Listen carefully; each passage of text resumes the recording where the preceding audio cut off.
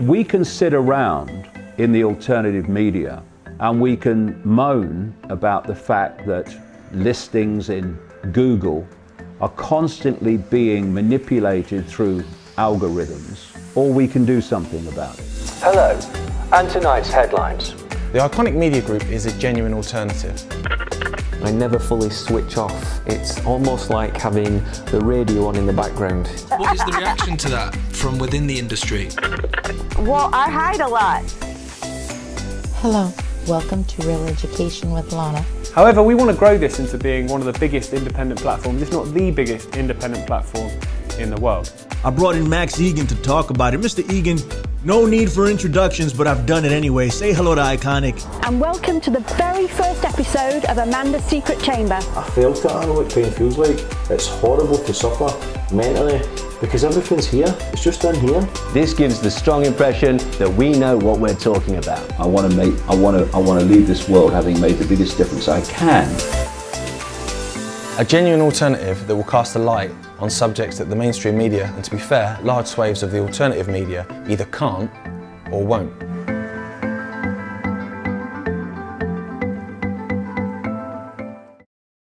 And I'm going to start this week with someone I've been tracking for a long time, Elon Musk, because this is a guy who is kind of everywhere in this high-tech, smart technology arena, connected, of course, to artificial intelligence. And he came out and said that artificial intelligence could be the end of humanity, which is true, humanity as we know it. But then he starts a company called Neuralink to connect the human brain to computers. His SpaceX operation is the main one that's putting up satellites increasingly, constantly. They want tens of thousands of them to beam Wi-Fi and 5G at the Earth from space, which in terms of 5G and indeed the coverage of every inch of the Earth with this, quote, cloud, is utterly vital to creating this smart grid human control system. He's also involved in Tesla and, of course, the electric cars, which are all part of the smart grid. That's why you're seeing each new generation of cars are more and more controlled by artificial intelligence.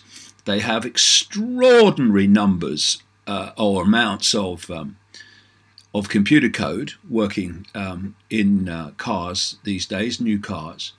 And every generation of car is more and more controlled by AI. And where that's leading, of course, step by step by step by step, is to complete control by AI and driverless autonomous vehicles, which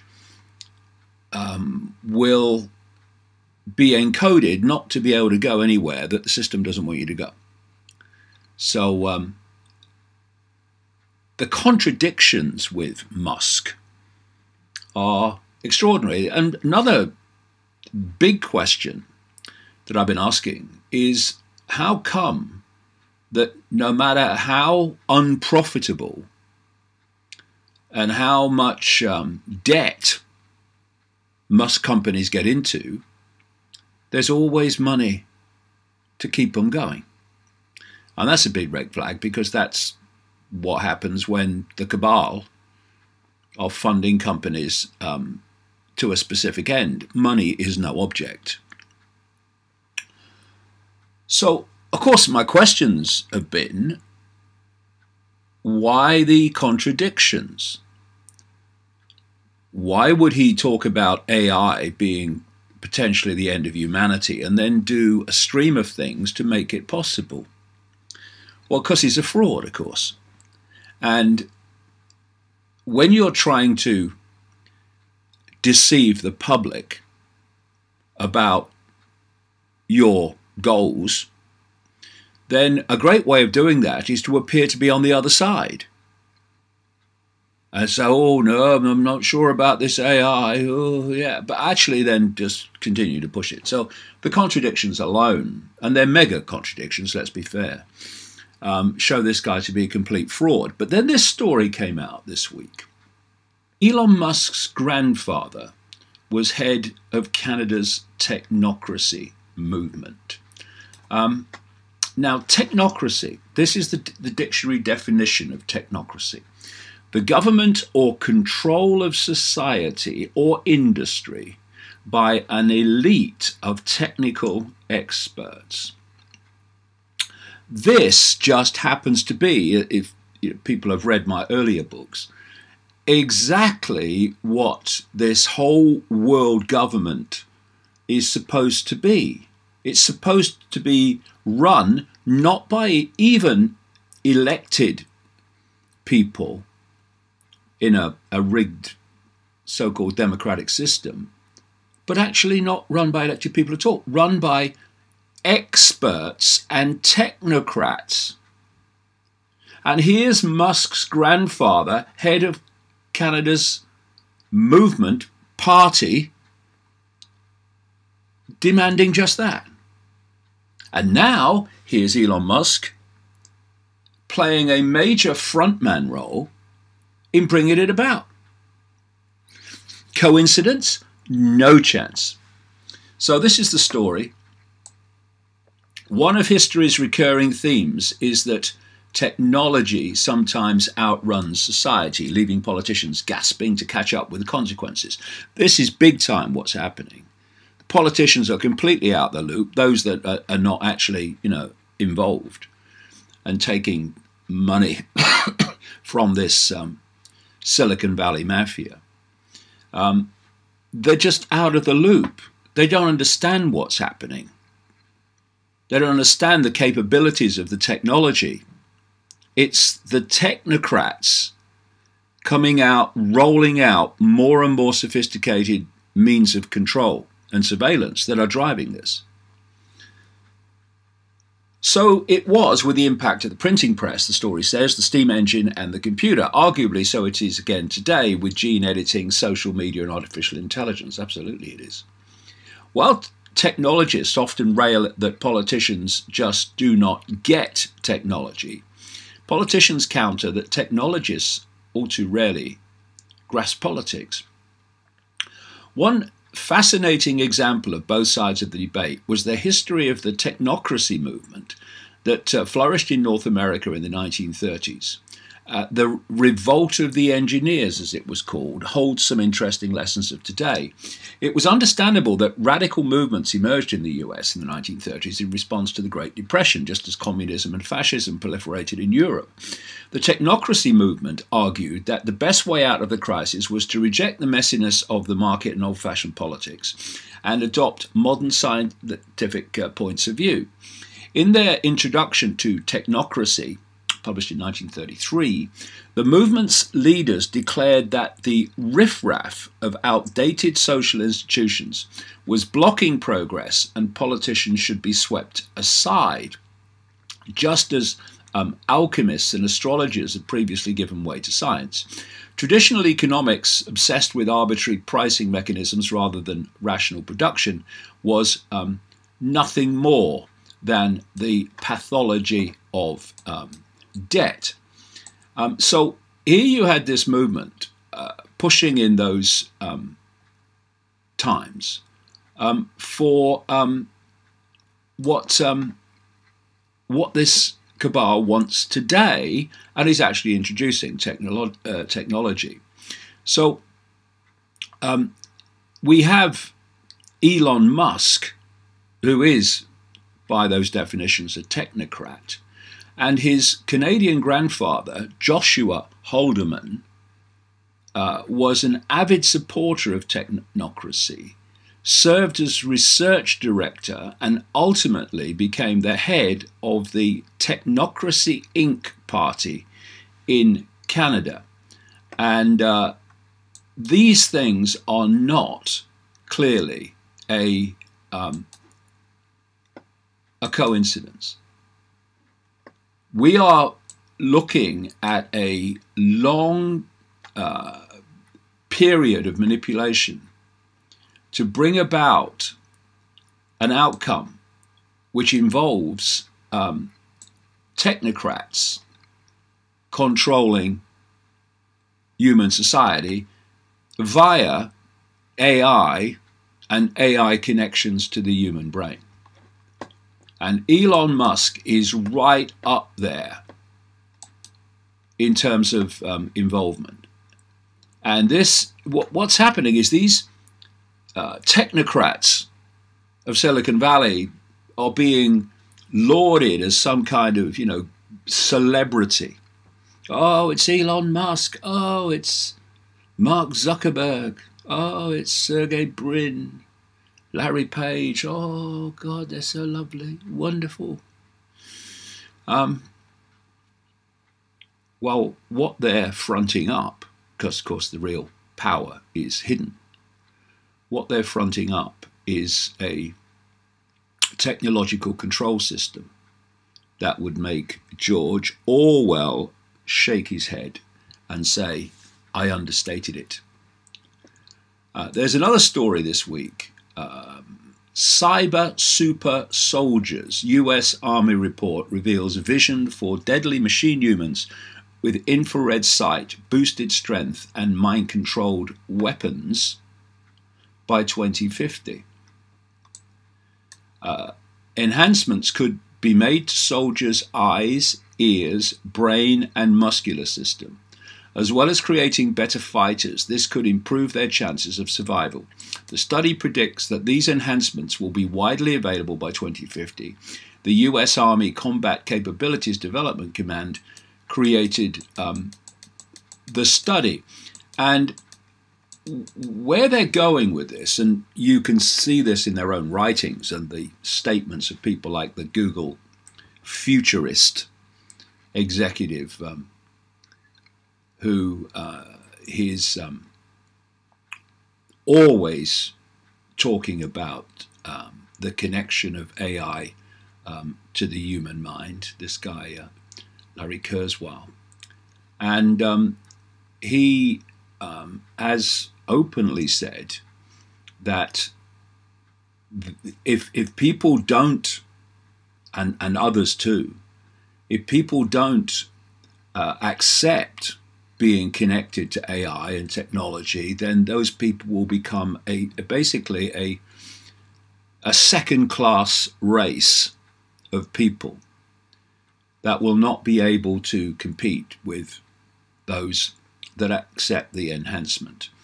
And what we're looking at here with this military study, because the military, with its, certainly in America, unlimited access to money, is used not least through DARPA, the technological development arm of the Pentagon, to develop these technologies, to test them out on troops, and then they're passed on into the general population. We should not forget that the internet is founded on military technology. DARPA say they created the internet. And if DARPA did it, it wasn't for the good of humanity. That's not to say there are not some good things about the internet, but of course, what they're doing now is trying to delete them and leave only the controlling sides of the internet. Anyway, this story says future armies could be made up of half human, half machine cyborgs. What is this except the totalitarian tiptoe to full-blown cyborgs? The assimilation of human consciousness into AI, which I've been talking about all these years. Future armies could be made up of half human, half machine cyborgs with infrared sight, ultrasonic hearing, and super strength, equipped with mind-controlled weapons.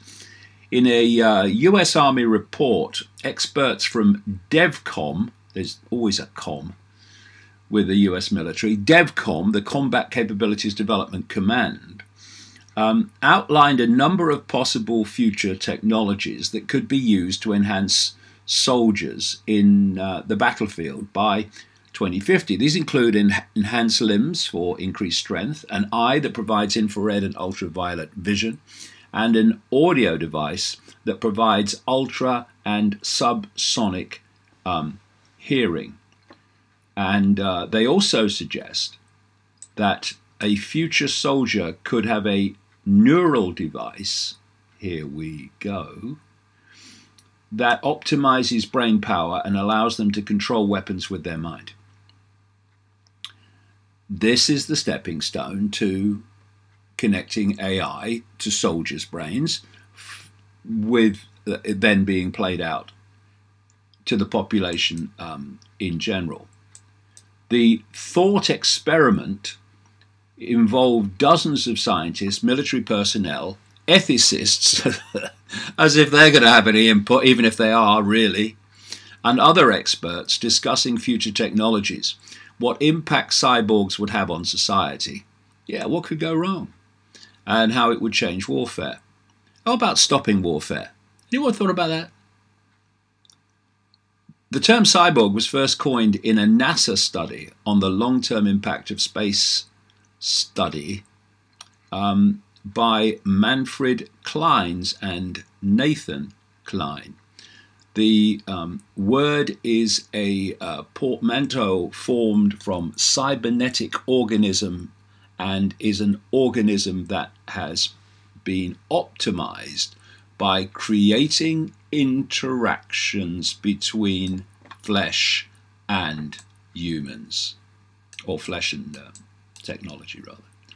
And so this is again where the Musks of this world, who, well, he's not done it for a while, but at one point was warning against it. And if you want to know where the world is being taken in this area alone, then look at the military. Look at what they're doing with soldiers and with AI in the military, because that's just the precursor. It always is, for playing it out across the whole of society. Then we've had Vladimir Putin coming out this week and saying Russia is against militarization of space, but the US sees it as a theater of war. We in the public arena, if you don't do a lot of research, and even then it can only go so far, have no idea what's actually in space and potentially pointing at the Earth. And the plan in the end is, well, I say in the end, they're already doing it, is to put weapons in space that are pointing at the Earth. You know, you ever see those James Bond movies? I've not watched many of them. I used to watch some of the older ones, but I haven't seen them for a while. But you had the mad, basically technocrat on some island who was threatening the world by pointing some super weapon at, somewhere that would do a lot of damage. And it was like, you do what I say, otherwise I press the button. Well, this is basically the theme of what this space weaponry is all about. It's to do with having weaponry pointing at the Earth. So they say, you do what we say or we'll destroy you. This is where these mad, crazy, insane people are going. And whether he's genuine or not, we don't know. But Putin is speaking against this. He said Russia has consistently opposed the idea of space militarization, but the actions of the US and its allies force Moscow to counterbalance this growing threat, President Vladimir Putin has said. Russia has always opposed and continues to oppose the militarization of space, the president told a government meeting on military policies. Putin expressed concern over world powers increasing the capabilities of their space systems, which have both military and dual-use applications. He said the US political and military leadership openly consider space a war theatre. Developments demand that we pay increased attention to strengthening our orbital group, as well as our rocket and space industries. Russia's so-called orbital group is a constellation of more than 150 satellites. I mean, goodness knows how many's up there now. 2/3 of which have military applications. So Putin wants to stop the militarization of space, but they've militarized space. He would argue he's done it to counteract, but it's been done. So there's so much stuff up there that relates to military. Most of them are part of military satellite communication systems, but Russia also has satellites monitoring launches of intercontinental ballistic missiles as well as short-range tactical missiles. This warning system was significantly enhanced over recent years and tested successfully during the large-scale military drills in October, the president said. His words, meanwhile, came as NATO finally made space its official war domain during a summit in London on the 70th anniversary of the alliance on Wednesday. Its members declared space the fifth operational domain and committed to ensuring the security of telecommunications infrastructure, including 5G. So they say, or people seem to believe, that if you want to look in the direction of God, then you look upwards to the sky. Well, there's a technology God being constructed all around us, and the sky is where much of it is planned to come from.